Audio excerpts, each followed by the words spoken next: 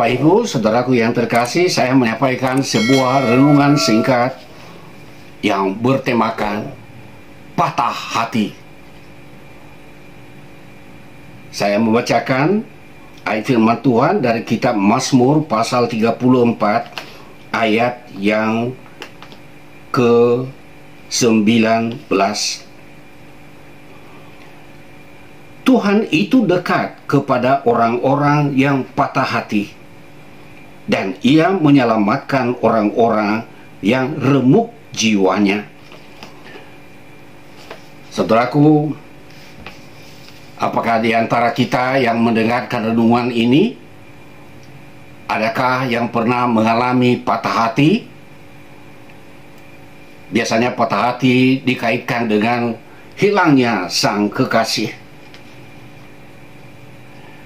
Seorang penyanyi senior yang sudah almarhum bernama Rahmat Kartolo. Saya senang dengan suaranya yang merdu, dan nyanyian yang dia bawakan itu selalu menyentuh hati. Dan salah satu nyanyian yang dibawa oleh Rahmat Kartolo tentang patah hati. Nyanyiannya itu begini kira-kira: patah hatiku jadinya merana berputus asa.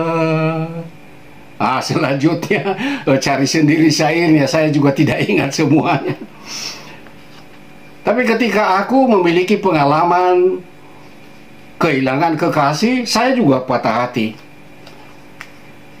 Dan ketika aku masih muda, aku seringkali putar-putar lagu ini, ada kasetnya. Semakin saya dengar, semakin sedih. Sampai saya mengambil keputusan, sudahlah Rahmat Kartolo, tak usah saya dengar lagu ini kembali. Ada banyak kejadian dalam hidup kita yang membuat kita patah hati, bahkan merana. Kalau sudah merana artinya membawa derita, bisa sakit-sakitan, susah tidur, susah makan, kondisi fisik menjadi rusak, dan orang bisa putus asa. Bahkan ketika orang sudah putus asa, bisa bunuh diri, bisa gantung diri, bisa melompat dari ketinggian, dan macam-macam. Saudaraku, Raja Daud pun pernah kecewa karena orang-orang yang berada di dekatnya berkhianat kepadanya. Ia juga mengalami patah hati. Ia merana, ia sangat menderita karena putranya sendiri yang bernama Absalom berusaha mengambil alih kekuasaan sebagai raja dengan cara kudeta. Raja Saul yang adalah bapa mertuanya merasa tidak rela melepaskan takhta kerajaan, dan ia berusaha membunuh Daud yang adalah menantunya sendiri.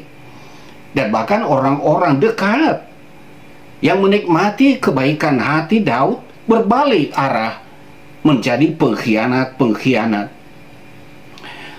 Ia merana, ia menderita, ia patah hati. Tetapi Daud tidak pernah putus asa, sebab di saat-saat ia patah hati, ia memandang kepada Allah, penolong yang sejati, Allah yang setia, yang tak pernah mengkhianati umatnya. Karena itu saudaraku, bila Anda patah hati, jangan putus asa. Masih ada sahabat yang setia, yaitu Allah yang sanggup menolong. Semoga renungan ini menguatkan kita menyikapi, menghadapi pengalaman-pengalaman yang sulit. Tuhan memberkati.